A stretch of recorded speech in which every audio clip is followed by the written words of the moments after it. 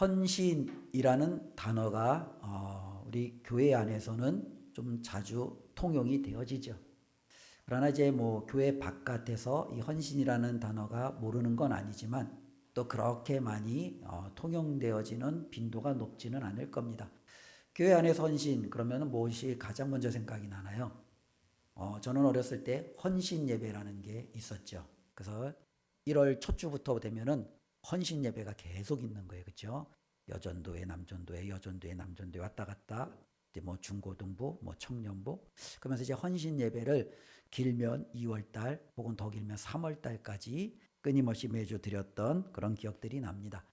또 한편으로 설교 중에도 헌신하라, 봉사하라, 또 섬겨라라는 말들을 우리는 많이 듣지요.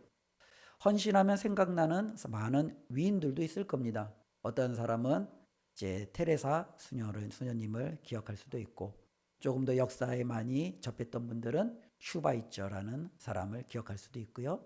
아니면 우리 근처에 헌신의 모습을 보여줬던 어떤 사람들을 떠올릴 수도 있을 겁니다. 많은 선교사님들을 떠올릴 수도 있겠죠. 이러한 선교사님이 내 삶 가운데 헌신의 영향력을 끼쳤던 그런 모습들을 우리는 떠올릴 수도 있을 것 같습니다.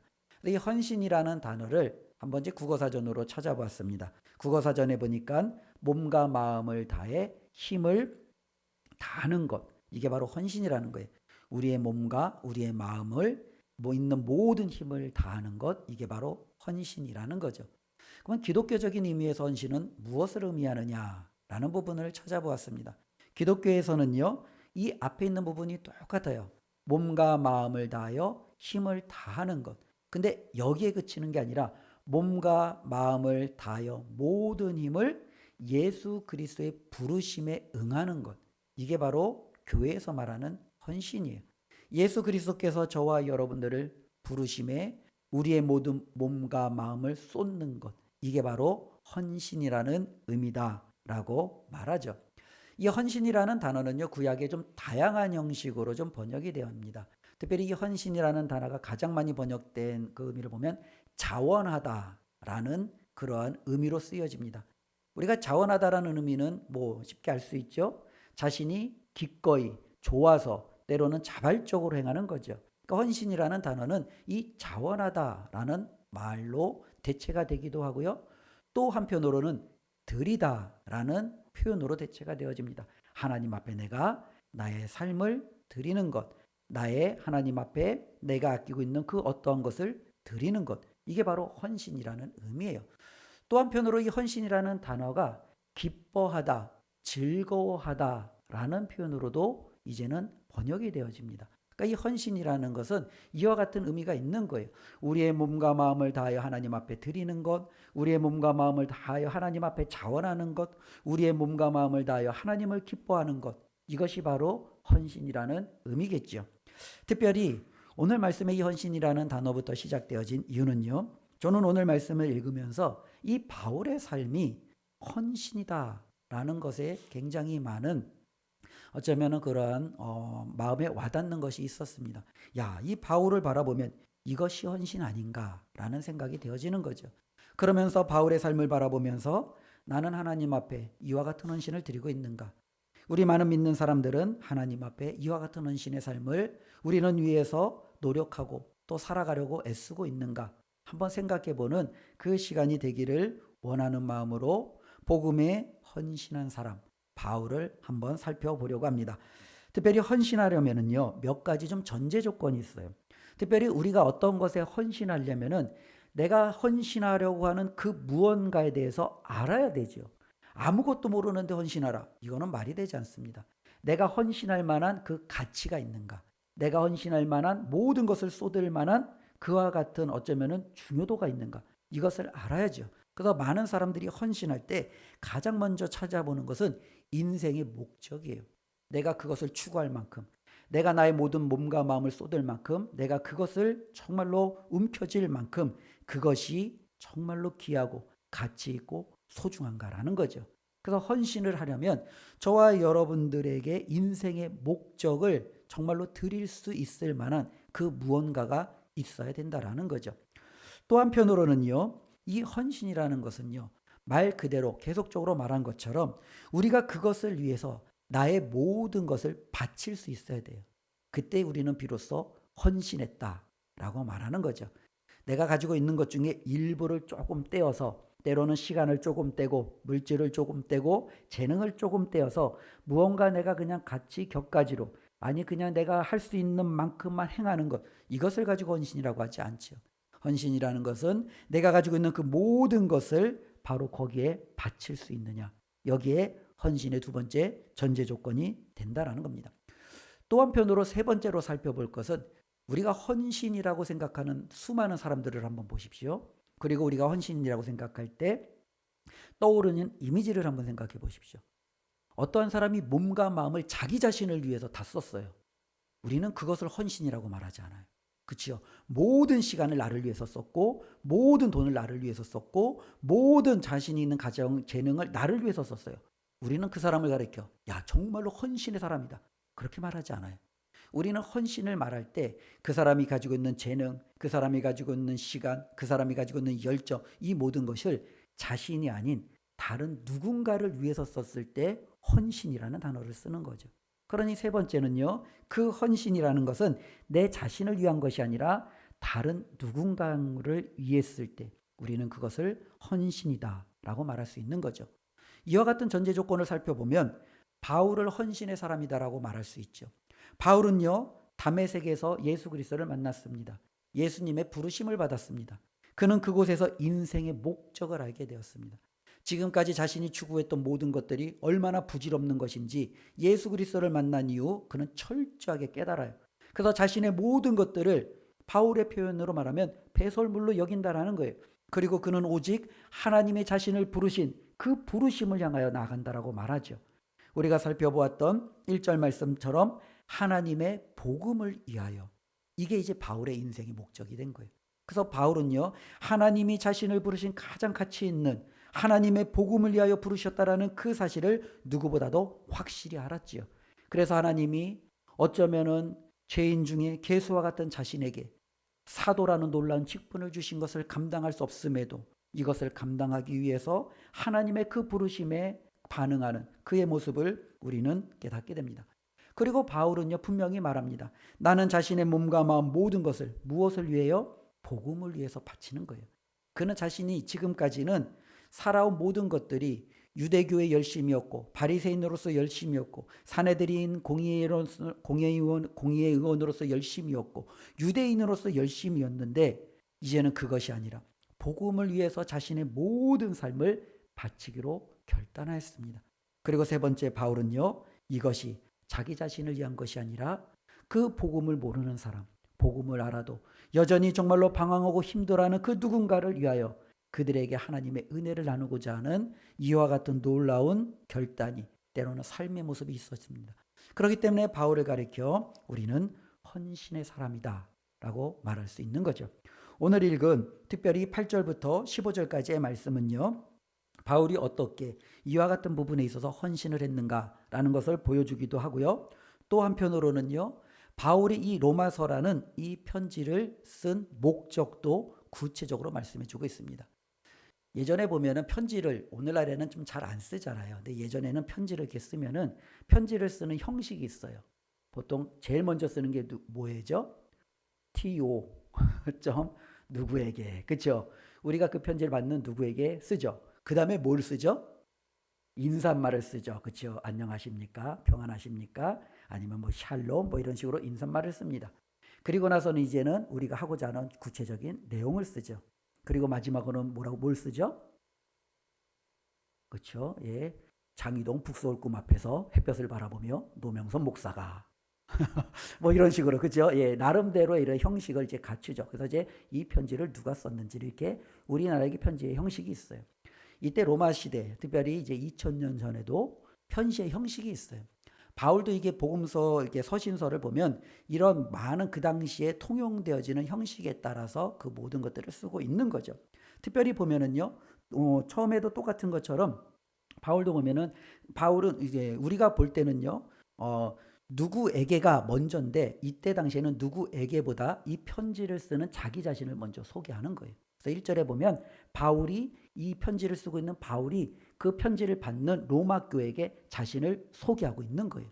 그리고 이제 두 번째로는 인사를 하고, 때로는 정말로 세 번째로는 이 편지를 쓰는 목적이 무엇인지를 말하고, 그리고 이제 내용을 이야기하고, 마지막에 이 편지를 받는 사람들, 어쩌면은 우리와 중간 부분은 비슷한데 처음과 끝이 조금 차이가 있는 거죠.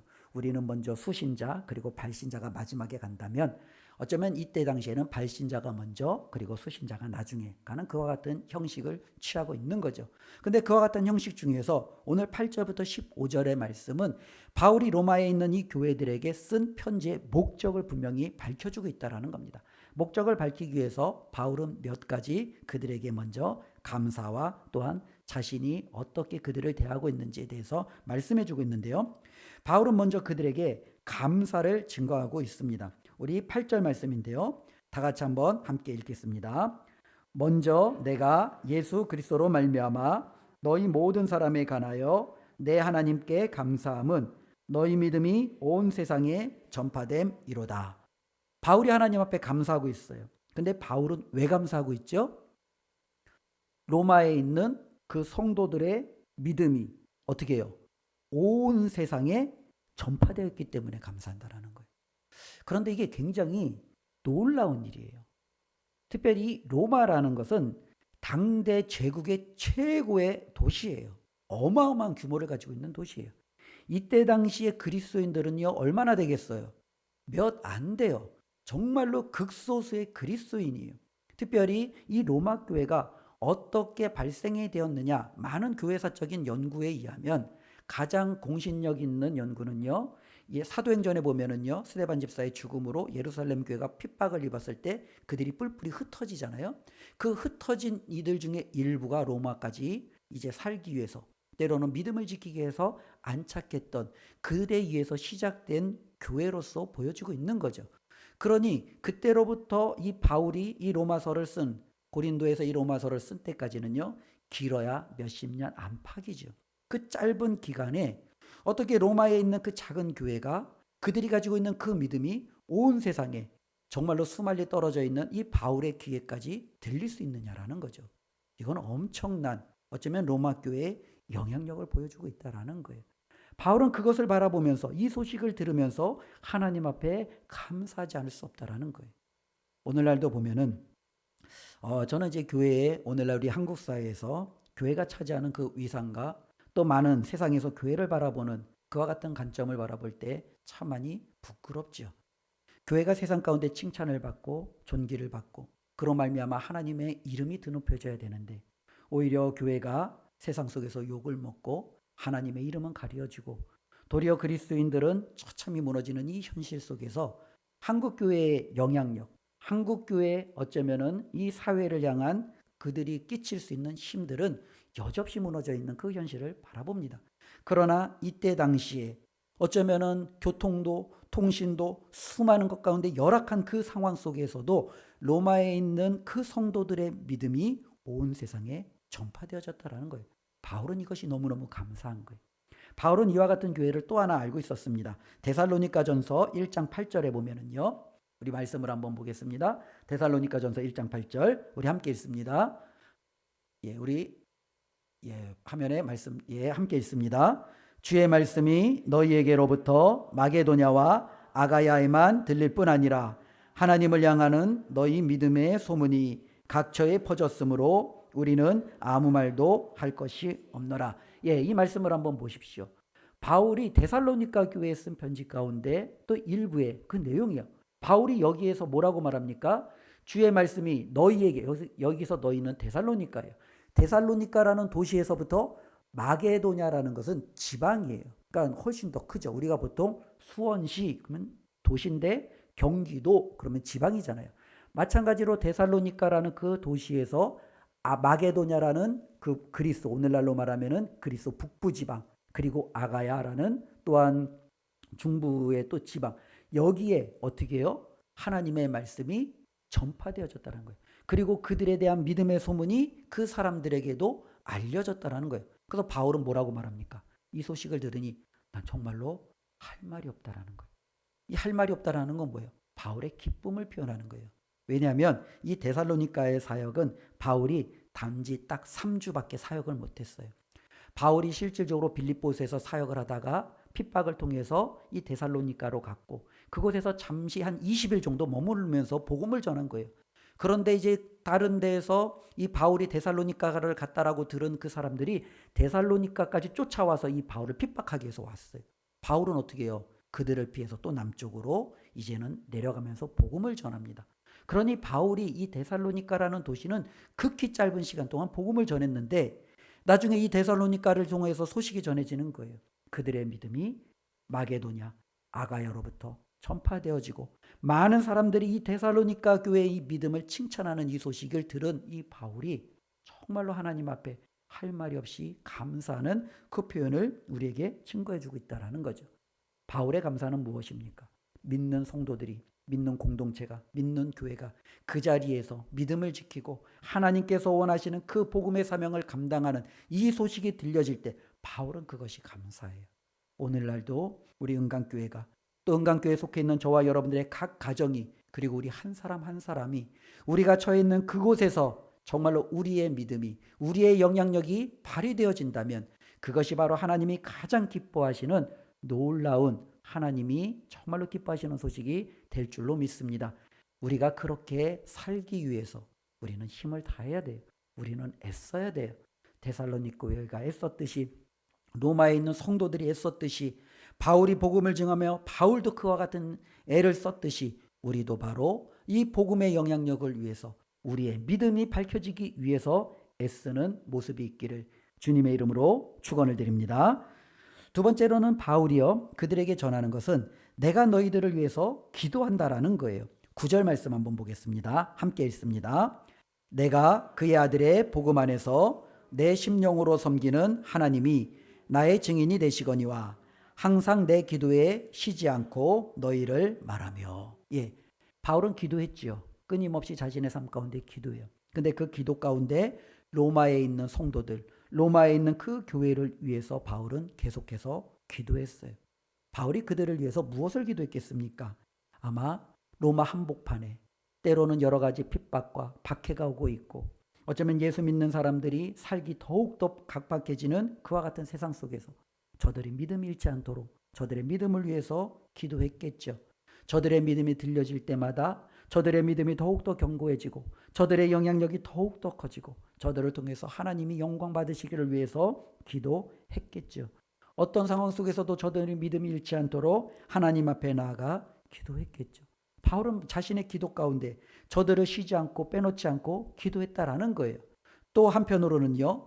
바울은 이 로마 교회를 보면서 또 한 가지 더 기도했습니다. 10절 말씀인데요. 어떻게 하든지 이제 하나님의 뜻 안에서 너희에게로 나아갈 좋은 길 얻기를 구하노라. 바울이 또 한편 로마에 있는 성도들을 생각하며 기도한 것 가운데 두 번째는요. 자신이 로마 교회를 방문하고 싶어요. 그곳에 가고 싶어요. 우리가 말한 것처럼 바울은 땅끝까지 복음을 전하는 거예요. 그 당시에 서바나라는 스페인까지 가서 복음을 전하는 게 바울의 목적이에요. 그렇기 때문에 바울은 이 로마라는 곳에 가야 되고 그곳에 그 성도들과 힘을 모아 복음을 땅끝까지 전해야 돼요. 그래서 그곳으로 가기를 원했어요. 그런데 문제는요.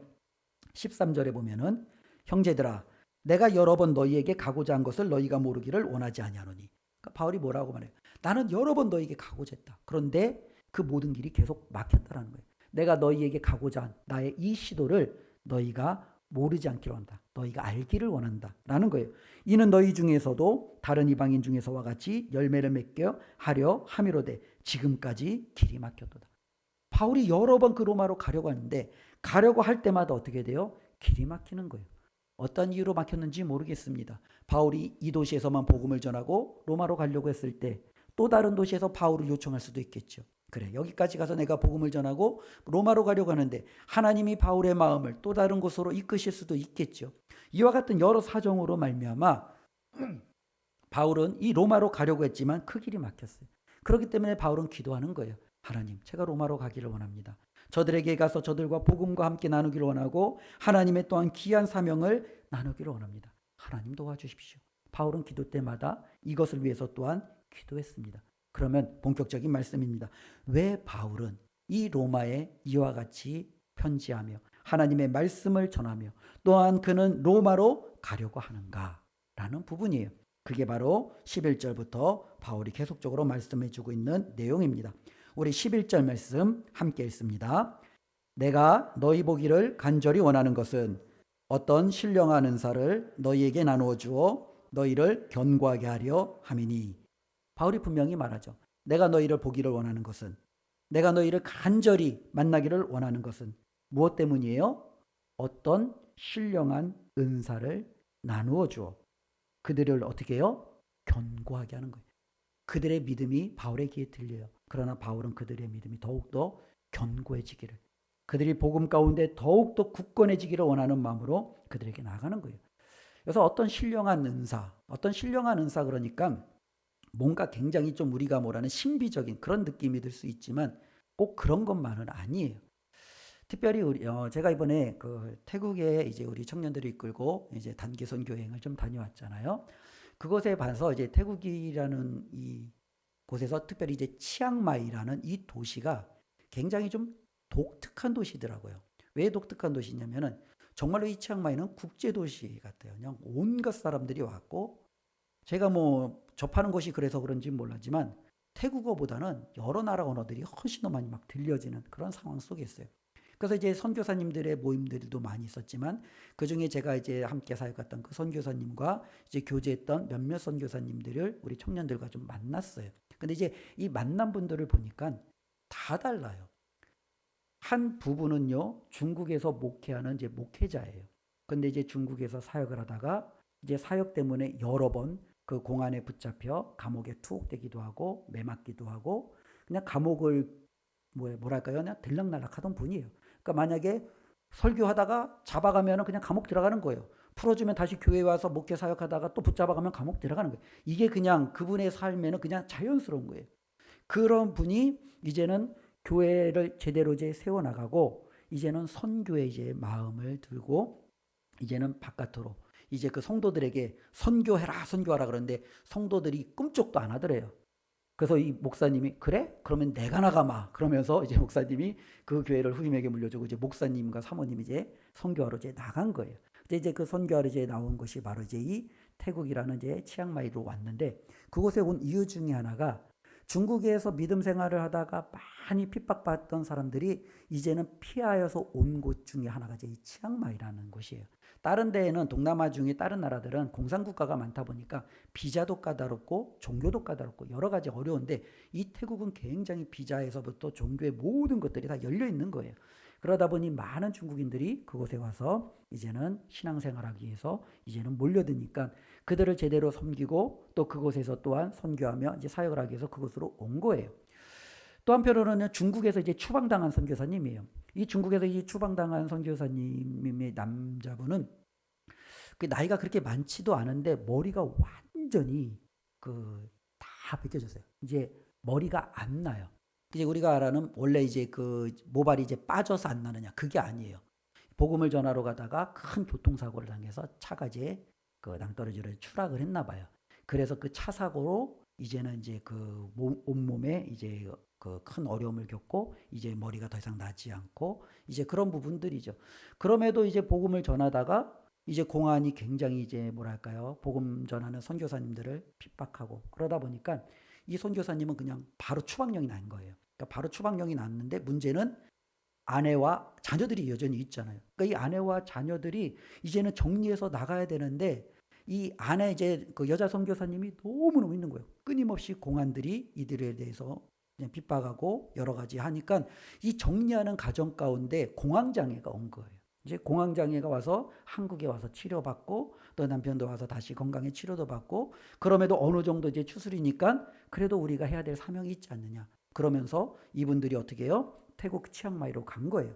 그곳에 가서 이제는 탈북자들을 위해서 이제 섬기는 사역을 하는 거예요. 수많은 북한에 있는 탈북자들의 이제 최종 루트가 태국이래요. 이 태국으로 와야 남한으로 올 수 있든 아니면은 다른 자유세계로 갈 수 있든 그와 같은 길이 열리기 때문에 많은 탈북자들이 이 태국으로 오는데 그들을 위한 사역을 위해서 또 그곳으로 간 거예요. 또 이번에 저희가 이제 초청했던 이제 선교사님은 원래는 베트남이 본인의 이제 선교지였어요. 그래서 이제 베트남으로 가서 이제 그 선교 사역을 하려고 했는데 이분이 도착하자마자 코로나가 터진 거예요. 코로나가 터지면서 이 베트남에서 이제 오도 가도 못하게 된 거예요. 오도 가도 못하던 그 몇 년의 그 2년 정도의 그 기간이 지냈다가 이제는 자식의 그 공부를 위해서 태국으로 잠시 이제 오게 된 거예요. 왜냐면 그 태국 치앙마이에 선교사님들 학교 선교사 자녀 학교가 있어서 그 자녀를 등록해 주기 위해서 왔는데 마침 태국은 받아들였는데 다시금 베트남으로 복귀하려 했더니 베트남에서 이제는 출입 거부를 한 거예요. 이제 코로나 사태도 있고 여러 가지 문제 때문에. 그러니까 이제 베트남으로 들어가지도 못하는 거예요. 그래서 이제 치앙마이에서 그곳에서 이제 그 자신을 파송한 선교단체와 이제 의사소통을 하고 그래 그러면 이 태국 치앙마이에서 사역하자. 그러면서 그곳에서 사역을 하게 된 거예요. 그런데 이제 보니까요. 그러니까 이 치앙마이라는 곳이 이 사람 저 사람이 다 모여 있는 거예요. 그런데 놀라운 것은요. 이 사람 저 사람 어떻게 보면 우리가 보면 정말로 힘없는 사람들이에요. 그렇죠? 중국에서 목회하다가 쫓겨난 목회자 가정, 중국에서 선교하다가 추방당한 선교사 가정, 몸도 마음도 연약하고 아무것도 할 수 없는 자신의 목적과 뜻대로 정말로 이곳에서 선교하겠습니다 하고 했는데 하나님께서 전혀 의외의 곳으로 보낸 또한 선교사 가정. 근데 그들이 모였는데요. 그들이 모인 가운데 그들이 도전을 받아요. 위로를 받아요. 힘을 얻어요. 여전히 하나님께서 연약한 자신들을 통해서 일하시는 그 놀라운 일들을 통해서 서로에게 힘이 되는 거예요. 서로가 서로를 위해서 기도해주고 서로가 서로의 사역지를 방문하며 서로가 서로에게 힘이 되어주고 그러면서 그곳에서부터 다시금 하나님 앞에 놀라운 사명을 감당하고자 열정으로 일어나는 그 모습을 바라보았어요. 어쩌면 11절의 모습이 바로 이와 같다라는 거예요. 우리 11절 다시 한번 읽어보겠습니다. 내가 너희 보기를 간절히 원하는 것은 어떤 신령한 은사를 너희에게 나누어 주어 너희를 견고하게 하려 함이니. 로마에 있는 성도들은요. 지금은 그들이 믿음이 세상 곳곳에 잘 들려져요. 그러나 힘들어요. 그 믿음이 언제까지 세상에 전파될지 아무도 몰라요. 더 큰 박해가 오면 많은 사람들이 배교할 수 있어요. 더 큰 어려움이 오면 믿음을 등지고 자신이 원래 있던 길로 돌아갈 수 있어요. 바울도 사역을 하지만 이 사역하는 동안에 이 바울도 너무너무 지치고 힘들어요. 자신이 세워졌던 교회들이 무너진다는 소식을, 다른 복음을 받아들이며 복음의 바깥으로 나갔다라는 소식을, 때로는 그가 세웠던 교회가 세상으로부터 욕먹고 있는 그 소식을 들었을 때마다 바울은 무너지죠. 내가 이 사역을 끝까지 할 수 있을까? 감당할 수 있을까? 바울도 연약한 한 사람의 어쩌면 그와 같은 인간이에요. 그와 같은 사람들이 어쩌면 만나서 무엇이 있을까? 아니라는 거지요. 그와 같은 사람들이 만나 하나님이 주시는 놀란 은혜가 있다라는 거예요. 성도들이 힘을 얻고 교회가 힘을 얻고 사역자가 힘을 얻고 그들 가운데 정말로 하나님이 주시는 놀라운 풍성한 은혜가 있다라는 거예요. 그렇기 때문에 우리 교회는요. 결코 혼자 신앙생활하는 것이 아니라는 겁니다. 그것이 비단 우리 은강교회만을 지칭하는 건 아니에요. 이 세상에 있는 모든 예수 그리스도를 믿는 그분의 자녀들은 함께 하는 거예요. 함께 모여 기도하고 함께 삶을 나누고 함께 하나님의 주신 은혜를 서로에게 공유할 때 우리에게는요. 하나님이 주시는 놀라운 은혜가 더욱더 차고 넘친다라는 겁니다. 우리 가운데 그와 같은 은혜가 넘쳤으면 좋겠습니다. 바울은 계속해서 말합니다. 12절 함께 읽습니다. 이는 곧 내가 너희 가운데서 너희와 나의 믿음으로 말미암아 피차 아니함을 얻으려 함이라. 바울은 정말로 얘기해요. 바울은 로마에 있는 성도들에게 내가 너희 가운데 가서 내가 너희를 믿음을 견고하게 내가 너희에게 정말로 힘을 더해주기를 신령한 은사를 나눠주기를 이게 전부가 아니에요. 바울도 아니함이 필요해요. 바울도 위로가 필요해요. 바울도 그들의 기도가 필요해요. 바울도 그들에게 정말로 함께하는 그 교제를 통해서 하나님이 주시는 위로가 필요한 거예요. 그래서 바울은 그들에게 말하는 거예요. 내가 너희들을 만나 나도 너희들 통해 위로함을 안위함을 얻고 싶다라는 거예요. 어쩌면 교회도 마찬가지입니다. 사역하는 저나 때로는 함께 신앙생활하는 우리 성도님이나 어쩌면 일방적인 관계는 결코 이루어질 수 없는 거예요. 저는 사역만 하고 성도님들은 그냥 목회자를 섬기고 그냥 이것으로 그냥 일방적으로 해서 그냥 끝나냐? 아니죠. 우리는요 피차 아니하는 관계예요. 저도 성도들을 통해서 도전을 받고 힘을 얻고 때로는 아니함을 받고 성도님들도 저를 통해서 도전을 받고 힘을 받고 아니함을 받고 이것이 어쩌면 이 공동체라는 하나님이 주신 아름다운 목적이겠죠. 그래서 바울은요, 그들에게 가고자 한다라는 것을 분명히 말하고 있는 거죠. 내가 너희에게 가서 너희의 믿음을 견고하도록, 내가 너희에게 가서 너희와 나 사이에 피차 아니함을 얻기를, 바울이 그것을 원하는 거예요. 그리고 바울은요, 한 가지 더욱더 분명한 가고자 하는 목적을 말합니다. 우리 15절입니다. 다 같이 한번 읽어보겠습니다. 그러므로 나는 할 수 있는 대로 로마에 있는 너희에게도 복음 전하기를 원하노라. 아멘. 이 로마에 있는 교회는요, 복음을 알았을까요? 몰랐을까요? 알았죠. 알았으니까 그들의 믿음이 온 세상에 전파되는 거죠. 그들이 복음을 알았으니까 바울은 기뻐하는 거죠. 그들이 복음을 알았으니까 바울은 피차 신령한 은사를 나누어 서로 안위함을 얻으려 하는 거죠. 그런데 바울은요, 그들에게 가고자 하는 목적 중에 하나가 뭐예요? 내가 너희들에게 복음 전하기를 원한다는 거예요. 어떤 분들은 이런 이야기를 많이 합니다. 교회에서 문제를 일으키는 사람이 누구냐라는 거예요. 새 신자가 문제를 일으키느냐, 오래된 신자가 문제를 일으키느냐. 답은요, 오래된 높은, 우리가 흔히 말하는 직분을 많이 받은 사람들이 문제를 일으키죠. 왜 그렇습니까? 어쩌면 여기에 답이 있는 거예요. 많이 내가 신앙생활을 오래 했다라는 이유로, 내가 직분을 감당하고 교회를 섬기고 있다라는 이유로 우리가 그만큼 복음으로부터 멀어져 있을 수 있다라는 거예요. 복음에 가까워질수록 우리에게는 교만함보다는 겸손함이, 복음에 가까울수록 하나님의 은혜의 그 깊은 감사가, 때로는 하나님을 향한 사랑함이 넘치죠. 그러나 나도 모르게 사역하고 봉사하고, 때로는 내가 신앙생활이 오래되면 이 복음은 내가 아는 것, 당연한 것, 그냥 의뢰의 우리가 이 복음을 그냥 지나쳐간다라는 거예요. 바울은 그것을 원치 않았다라는 거예요. 바울은 사도예요. 누구보다도 복음을 잘 알았어요. 그럼에도 바울은 끊임없이 이 복음만이 자신의 인생의 전부였어요. 바울은 로마에 가 있는 성도들에게 정말로 그가 원하는 것은 그들에게 복음 전해주기를 원했다라는 거예요. 복음이라는 것은요, 한 번 듣고 그치는 게 아니에요. 내가 옛날에 예수 그리스도에 대해서 듣고 예수 그리스도를 영접했고 그분을 위해서 내가 살기로 헌신하고 다짐했으니 이제 끝이 아니에요. 이 복음은 저와 여러분들이 계속 들어야 돼요. 오늘도 듣고 한 주가 끝나는 때도 듣고 새해가 바뀌면서 다시금 듣고, 우리는 이 복음을 날마다 들어야 되는 거예요. 예수 그리스도가 누구신지, 그분과 나와의 관계는 무엇인지, 나는 그분을 위해서 어떻게 살아가야 되는지, 이 복음이 잊혀지면 우리 가운데 신앙생활하는 그 어떠한 모든 것들이 다 무용지물이 된다는 거예요. 바울은 분명히 알았습니다. 나는 너희에게 가서 복음 전하기를 원하노라. 복음을 날마다 가까이 하는 우리 은강의 모든 가족들이 되기를 주님의 이름으로 축원을 드립니다. 이 복음이 가까워질 때 우리가 정말로 하나님 앞에서 이와 같은 영향력 있는 교회, 영향력 있는 삶을 살아갈 수 있는 거예요. 복음을 잃으면 교회가 복음 대신 다른 것을 가지고 자랑하게 돼요. 교회가 복음 대신 다른 것을 가지고 영향력을 발휘하려고 해요. 그래서 복음 대신에 돈으로, 복음 대신에 힘과 권력으로, 복음 대신에 다른 이데올로기나 때로는 사상을 가지고 이 교회가 그 자신의 영향력을 드러내려고 해요. 무진장 잘못된 거죠. 교회는요, 하나님이 주신 이 복음의 영향력이 있어야 되는 거예요. 바울이 데살로니가 교회를 향하여, 로마 교회를 향하여 바울이 감사하고 바울이 기뻐했던 이유는 그들 가운데 복음의 영향력이 있었기 때문에 그렇습니다. 하나님이 오늘 우리 은강교회에도 하나님이 기뻐하시는 것은 저와 여러분들이 이 복음을 가지고 우리의 삶 속에서 그 영향력을 드러낼 때 하나님이 기뻐하신다라는 것을 가슴 깊이 새기시고 한 주간도 예수 그리스도와 동행하는 우리의 삶이 되었으면 좋겠습니다. 말씀을 정리하겠습니다. 우리의 관심사는 무엇이냐라는 거죠. 바울이 오늘 로마 교회를 향하여 감사하죠. 기도하죠. 가고자 하는 목적을 알아요.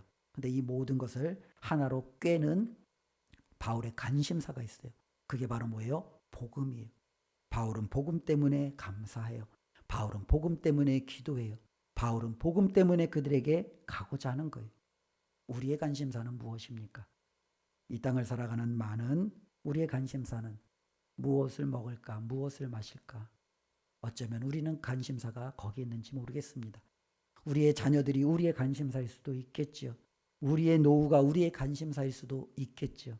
그런데 바울의 관심사는요, 자신의 노후도 아니에요. 자신이 어쩌면 이 땅에서 안락함도 아니에요. 그의 관심사는 오직 복음이었습니다. 우리도 하나님 앞에 우리의 관심사가 정말로 복음이 될 수 있도록 정말로 기도하고 또 우리의 마음을 하나님께로 정말로 바꾸는 그와 같은 노력이 있어야 될 줄로 믿습니다. 특별히 바울은요 14절에 보면은요 그렇기 때문에 다음과 같은 자세로 살아가는 거예요. 헬라인이나 야만인이나 지혜 있는 자나 어리석은 자에게 다 내가 빚진 자라. 예. 빚 져보셨죠? 예. 빚 져보면 어떤가요? 예. 나에게 돈을 빌려준 사람 앞에서 그렇죠. 움츠러들게 되잖아요. 그러니까 바울은요. 어쩌면 야만인, 바바리안이라고 당시 했던 사람들, 지혜 있는 자, 어리석은 자, 때로는 헬라인 이런 모든 사람 앞에 자신이 빚을 지지도 않았는데 빚진 자처럼 그는요. 끊임없이 고개 숙이며 나아가는 그의 모습을 바라봅니다. 왜 그래요? 그들에게 복음을 전하기 위해서. 이것이 바울의 삶이었습니다. 우리도 이 세상 속에서 고개 빳빳이 들고 어깨 펴고 살아갈 수 있어요. 그러나 복음 때문에 내가 고개를 숙이고 복음 때문에 내가 어깨를 움츠려든다면 오히려 그것이 하나님 앞에 더 큰 영광이 되는 줄로 믿습니다. 우리 모두가 그렇게 하나님 앞에 빚진 자의 심정으로 복음을 위해서 살아갔던 정말로 한 사람의 삶을 바라보며 우리도 그와 같은 생애를 위해서 기도하고 힘쓰시기를 주님의 이름으로 축원드립니다. 기도하겠습니다. 하나님 감사합니다. 오늘도 하나님의 말씀을 나누며 복음에 헌신된 한 사람의 생애를 바라봅니다. 하나님, 우리는 무엇에 헌신되며 살아가고 있습니까? 돈에 헌신하고 있습니까? 우리의 노후에 헌신하고 있습니까? 우리가 원하는 것을 움켜쥐기 위해서 그것을 바라보며 거기에 헌신하고 있습니까? 하나님, 우리도 바울처럼 복음에 헌신된 삶을 살게 하여 주시옵소서. 이 땅을 살아가는 우리의 삶이 썩어 없어져가는 것을 붙드는 것이 아니라 하나님이 우리에게 주신 영원한 것을 붙드는 그 믿음의 삶을 살게 하여 주시옵소서. 예수님의 이름으로 기도드리옵나이다. 아멘.